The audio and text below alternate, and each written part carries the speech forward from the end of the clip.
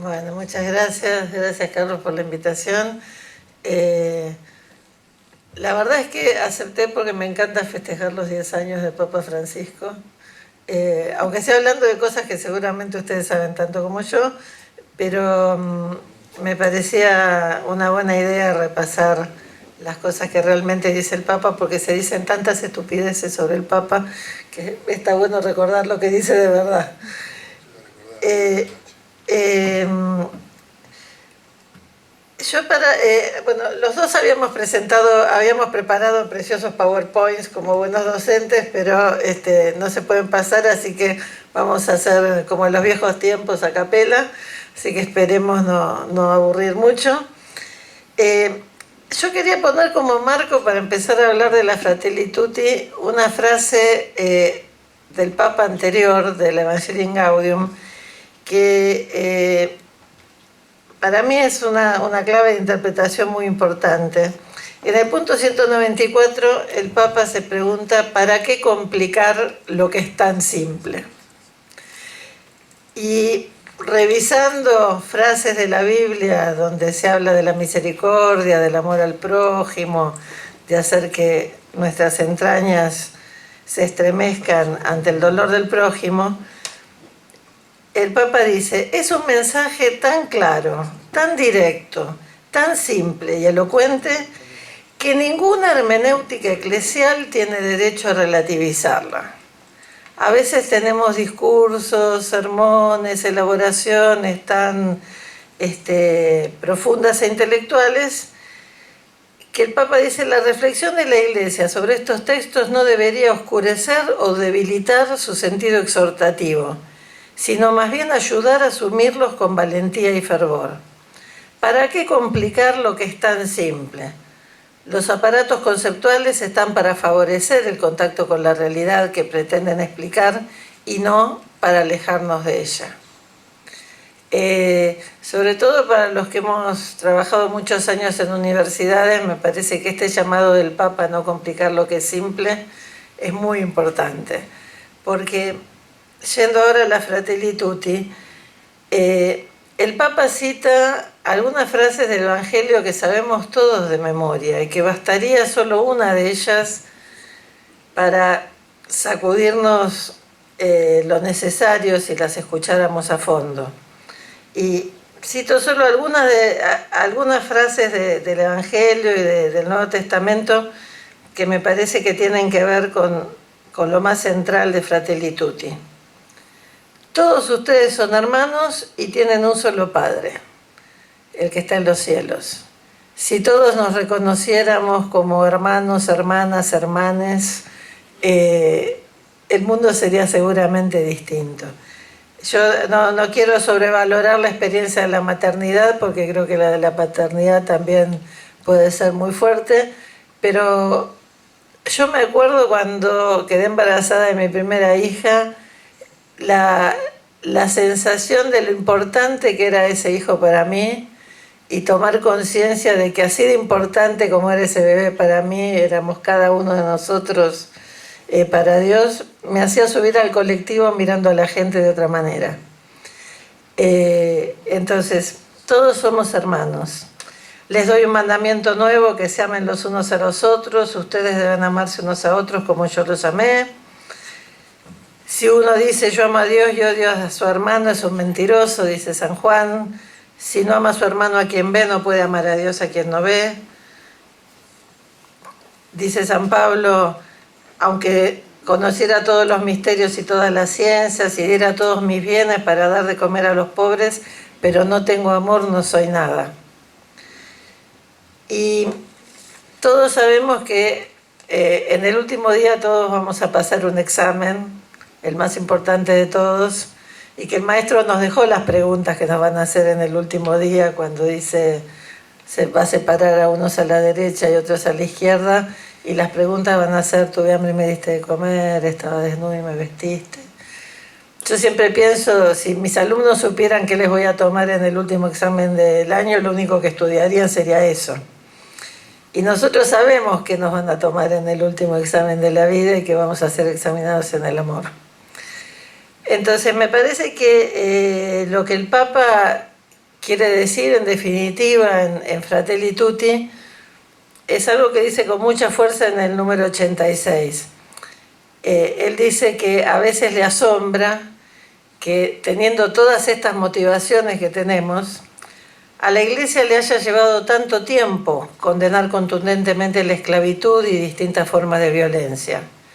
Hoy, con el desarrollo de la espiritualidad y de la teología, no tenemos excusas. Y me parece muy fuerte esto que dice el Papa. No tenemos excusas para no amar concretamente a nuestros hermanos. Y dice, sin embargo, todavía hay quienes parecen sentirse alentados o al menos autorizados por su fe para sostener diversas formas de nacionalismo cerrados y violentos, actitudes xenófobas, desprecios e incluso maltratos hacia los que son diferentes. La fe, con el humanismo que encierra, debe mantener vivo un sentido crítico frente a estas tendencias y ayudar a reaccionar rápidamente cuando comienzan a insinuarse. Yo no sé qué tan rápidamente estamos reaccionando cuando estas tendencias se están manifestando entre nosotros y qué tan clara y rápidamente decimos que no hay distintas maneras de ser católico ni hay distintas maneras de vivir el Evangelio si no estamos respetando a nuestros hermanos. Y en ese sentido me parece que en ese párrafo el Papa da algunas indicaciones muy claras. Dice, es importante que la catequesis, la predicación, la Iglesia en general, diría, incluyan de modo más directo y claro el sentido social de la existencia, la dimensión fraterna de la espiritualidad, la convicción sobre la inalienable dignidad de cada persona y las motivaciones para amar y acoger a todos. Yo creo que nosotros como Iglesia seguramente damos testimonio del amor al prójimo de múltiples maneras, en las múltiples obras sociales de la Iglesia. Yo muchas veces pienso ante estas cíclicas crisis económicas de la Argentina, ¿qué sería de nuestro país si no fuera por todas las señoras de las caritas parroquiales, de los comedores, por todos los cristianos y cristianas que se involucran en las cuestiones sociales? Dicho esto, también es cierto que a veces me parece que necesitamos aprender a ser fraternos de maneras cada vez más adecuadas a nuestro tiempo y a nuestra realidad. Y me gustaría centrarlo en 3 puntos.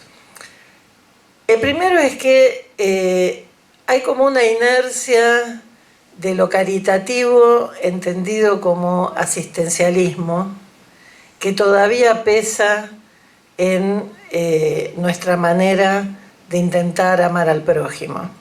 Todos sabemos que a veces hay limosnas que humillan más de lo que ayudan y que a veces sin querer queriendo estamos repitiendo los circuitos del clientelismo y de la dádiva, poniendo al otro en la posición pasiva del receptor de nuestra ayuda y en el papel pasivo de solo tener que decir gracias.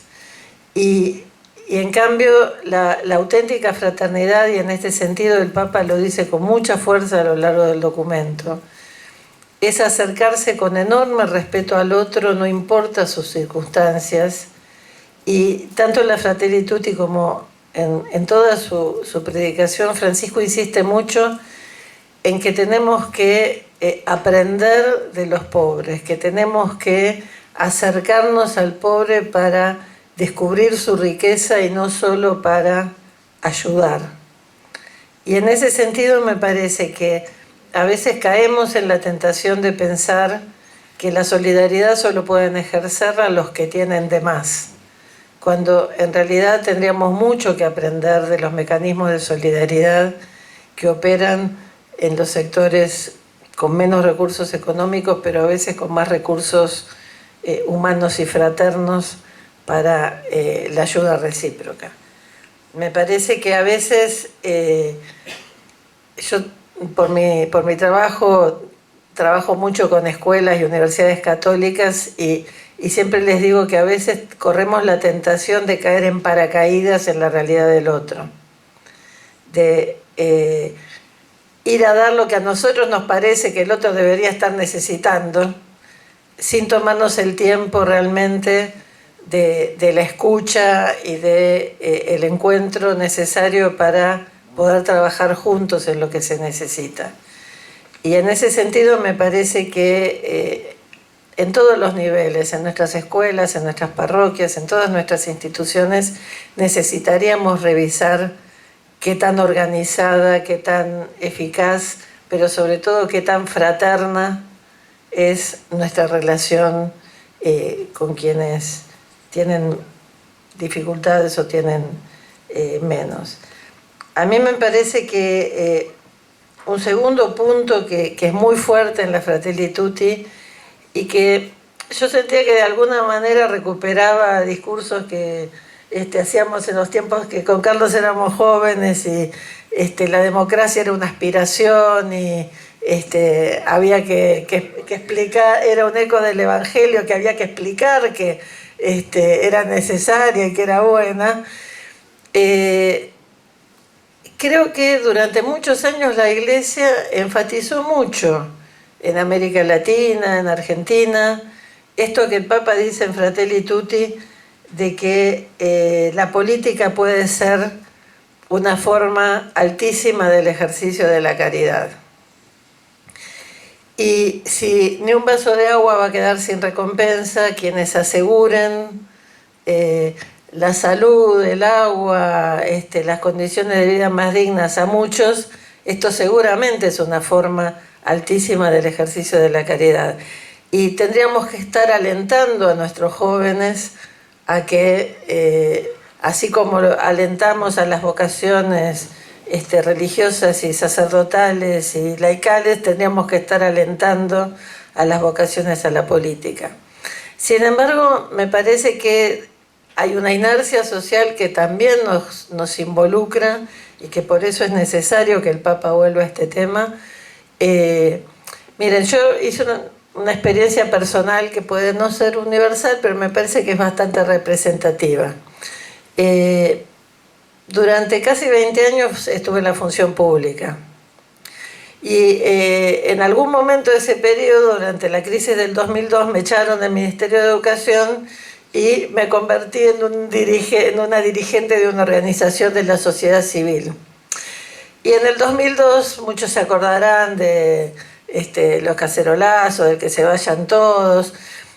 Mientras yo estaba en el ministerio recibía correos, incluso de mis mejores amigas, incluso alguna vez de una hermana mía, de esas cadenas que decían que todos los funcionarios éramos corruptos, ineptos, que nos teníamos que ir, que nadie servía para nada. Y me echaron. Al día siguiente fui a una reunión y me presenté como dirigente de una organización social porque estaba trabajando en Cáritas Educación y descubrí que había pasado en 24 horas de ser mala a ser buena.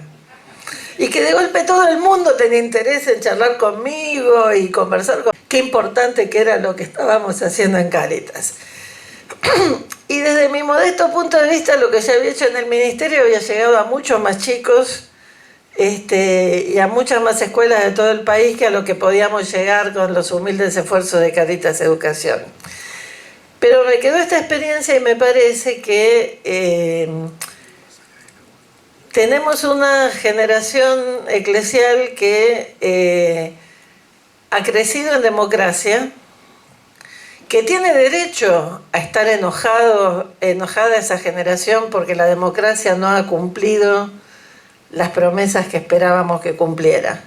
Y tiene derecho a estar enojada con sus mayores porque pareciera que la democracia nos sirve para que todos vivamos mejor. Pero al mismo tiempo, si nos enredamos en el discurso que dice el Papa, para muchos la política hoy es una mala palabra, y no se puede ignorar que detrás de este hecho están a menudo los errores, la corrupción, la ineficiencia de algunos políticos. Pero esto se añade a las estrategias que buscan debilitarla, reemplazarla por la economía o dominarla con alguna ideología. ¿Pero puede funcionar el mundo sin política? ¿Puede haber un camino eficaz hacia la fraternidad universal y la paz social sin una buena política? Yo creo que así como en la transición hacia la democracia florecieron en muchas parroquias y movimientos eclesiales cursos de política, de formación para la democracia, de formación de dirigentes, y de esa generación surgieron dirigentes católicos que participaron de partidos distintos y que contribuyeron a los inicios de la democracia. Me parece que necesitamos volver a esto que dice el Papa en Fratelli Tutti y reconocer, como dice, que reconocer a cada ser humano como un hermano o una hermana y buscar una amistad social que integre a todos no son meras utopías. Exigen la decisión y la capacidad para encontrar los caminos eficaces que la hagan realmente posible. Y cualquier empeño en esta línea se convierte en un ejercicio supremo de la caridad. Creo que necesitamos revisitar esta idea de la política como caridad y como expresión de la fraternidad y recordarnos que sin una política que cultive la fraternidad corremos el riesgo de la extinción como género humano y como planeta.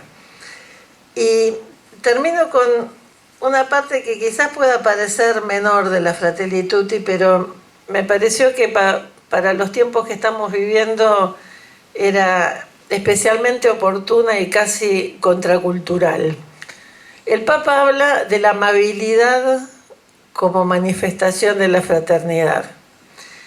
Y dice, San Pablo mencionaba un fruto del Espíritu Santo, o sea, no es una cosa menor, es un fruto del Espíritu Santo, con la palabra griega restotes, que expresa un estado de ánimo que no es áspero, rudo, duro, sino afable, suave, que sostiene y conforta.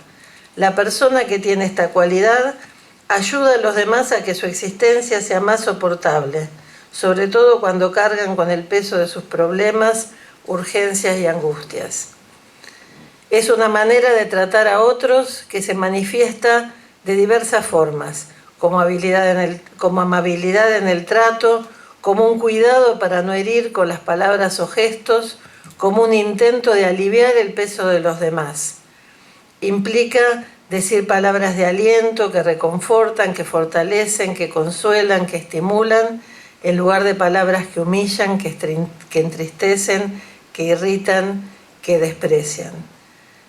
La amabilidad es una liberación de la crueldad que a veces penetra en las relaciones humanas, de la ansiedad que no nos deja pensar en los demás, de la urgencia distraída que ignora que los otros también tienen derecho a ser felices. El cultivo de la amabilidad no es un detalle menor ni una actitud superficial o burguesa, puesto que supone valoración y respeto. Cuando se hace cultura en una sociedad, transfigura profundamente el estilo de vida, las relaciones sociales, el modo de debatir y de confrontar ideas, facilita la búsqueda de consensos y abre caminos allí donde la exasperación destruye todos los puentes. Creo que en este momento que estamos rodeados de guerras en tantas partes del mundo, en donde la agresión pareciera estarse convirtiendo en la norma del discurso público, en donde quienes hablan de diálogo pierden las PASO y quienes exasperan los discursos y agreden al adversario como si fueran enemigos irreconciliables, ganan los votos.